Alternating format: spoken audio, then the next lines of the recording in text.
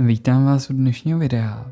Dnes se společně podíváme opět na AI prakticky a zamíříme zpět na generování obrázků. Přesněji řečeno se budeme zabývat Stable Diffusion modely. NVIDIA vyvinula Sanu, kterou se snaží konkurovat ostatním modelům. Sana v současné chvíli není až tak úžasná, co se týče kvality, řekněme, že je víceméně průměrná, ale to, co je na ní úžasné, je, jakým stylem se jim podařilo dosáhnout efektivity v generování, a to až do 4K velikosti obrázku. Takže pokud by se podařilo tady tu efektivitu přenést i na ostatní větší modely, teď tuším největší Sana má asi 1,6 bilionu parametrů, když to porovnáme třeba vůči FluxDev, který má 12 bilionů parametrů, tak samozřejmě ta kvalita nebo ty jemné niance určitě budou trpět. Nicméně to, co se podařilo s podstatně menším modelem NVIDIA a jak to dokázali optimalizovat, je úžasné. Tak se na to pojďme podívat. To znamená, Sana umí generovat podobné obrázky, které tady vidíme. Často ty obrázky jsou velmi kvalitní, nicméně byly vygenerovány nejspíš lepším modelem od Sany a nikoli přímo tím naším, a tady zkusíme si něco z toho zreplikovat. Takže máme tady ty obrázky, tak si je zkusíme zreplikovat a uvidíme, jak daleko se dostaneme. Takže když si tohle chceme rozběhnout, tak kdyby jsme šli přímo na stránky Sany, snad se nám GitHub rozběhne, pokud ne, tak jednoduše jdete na GitHub stránky Sany, tak už se nám to tady načetlo. Můžeme si celý ten projekt checkoutnout, anebo, jak my máme oblíbené, můžeme si jednoduše tady, když sjedeme, tak máme ComfyUI Node a tam je přesně použijeme. Takže ve chvíli, kdy tady podle guidance si nainstalujeme ComfyUI, tak to vypadá asi nějak takto. To znamená, máme tady 1,6 bilionu parametrů 1024. Sana model, ona používá gemu 2 bilionovou k tomu, aby jí pomohla pochopit, co vlastně chceme vytvořit. Takže nepoužívá T5 nebo klip a potom používá speciálně vyvinutý V encoder, decoder. A potom vznikne něco takového. Ale pojďme si vyzkoušet něco podle těch obrázků. Takže tady máme popis Cyberpunk Cat says Sana, tak zkusíme to skopírovat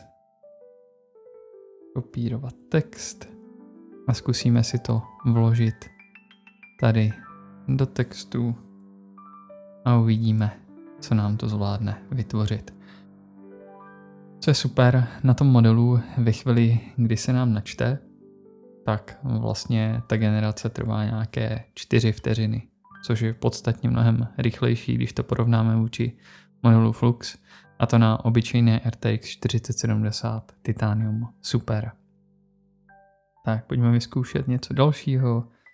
Tady máme Portrait Photo of a Girl, tak pojďme si to skopírovat, pojďme zkusit ještě tohle, uvidíme, co tohle nám vygeneruje. Tak dáme View. Jinak ComfyUI je nainstalováno skrz Pinocchio, tak tady vidíme, že se nám nepodařilo přenést úplně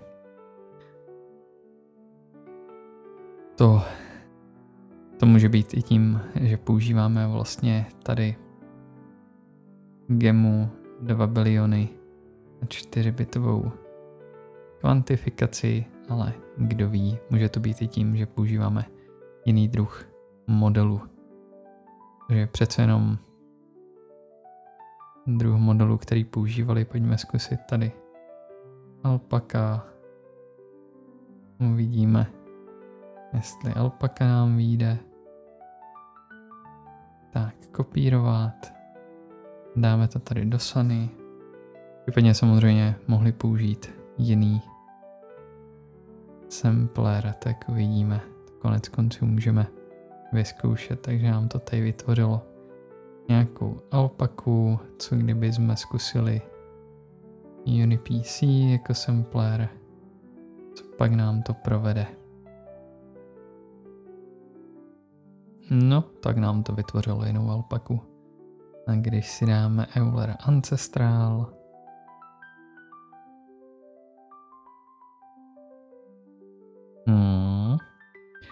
tak máme zase jinou alpaku. Ještě případně si můžeme tady podívat do textu. Tady máme docela zajímavý text, tak pojďme ho skopírovat. A pojďme vyzkoušet ještě tohle, potom si podíváme na detaily, co by to vlastně mělo umět. Tak uvidíme, jak si poradí Sana s tímto. A za mě rozhodně obrázek vypadá zajímavě. Takže toto dokáže Sana a můžeme ji rozběhnout v našem oblíbeném ComfyUI. Ještě pojďme zkusit tohle, to vypadá rozhodně hodně zajímavě. Kopírovat, vložíme text, hledáme Q, jak vidíte, ta generace probíhá opravdu rychle, i při 28 krocích. Dobře, a pokud použijeme jenom klasický Euler, no, tak tohle vypadá rozhodně lépe. Takže jsme viděli, co Sana dokáže, nebo alespoň ty zatím uvolněné. A pojďme ještě možná vyzkoušet text. To nemusí být špatný nápad, tak pojďme vyzkoušet něco takového.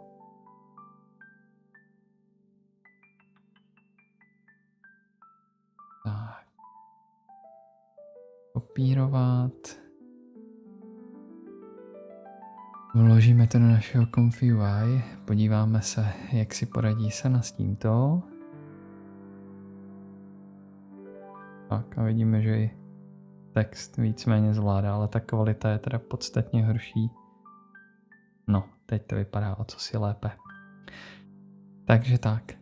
A co je tou hlavní dominantou Sany? Tady oni ji používali pro 4096x4096 a když to vlastně porovnáme vůči FlexDev, tak tady je čas v sekundách, to znamená 24 vteřin na vygenerování.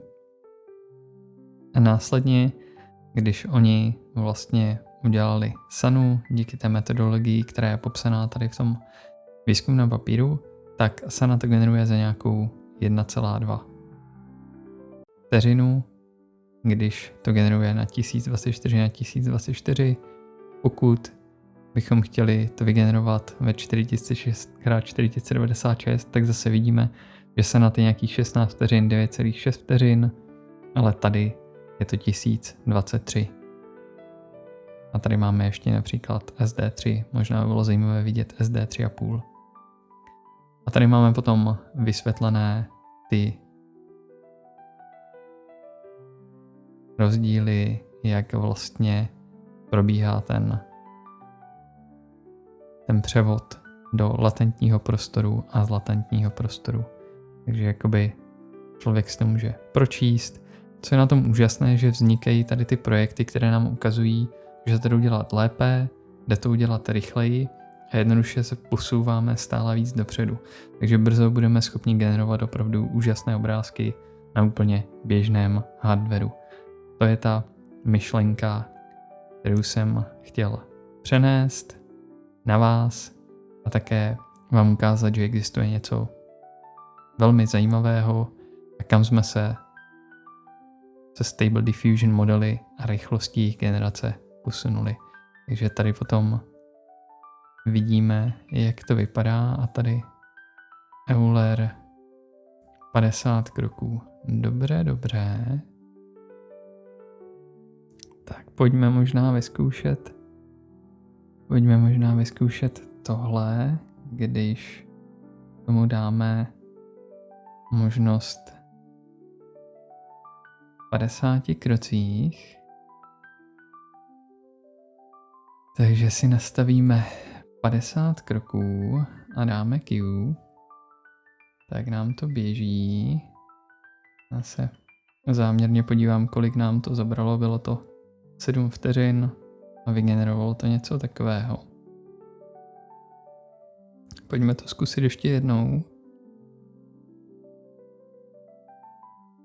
Tak, dostali jsme něco takového. A co kdybychom ještě zkusili tady?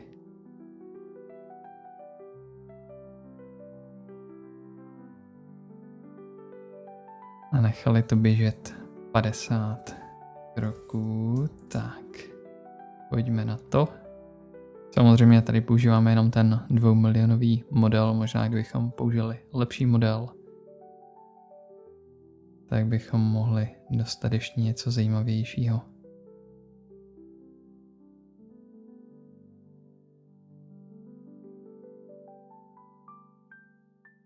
Tak, můžeme zkusit ještě snížit CFG, jestli bude více kreativní. Ale za mě tenhle obrázek nevypadá vůbec špatně. A co kdybychom CFG dali 5? Zkusili.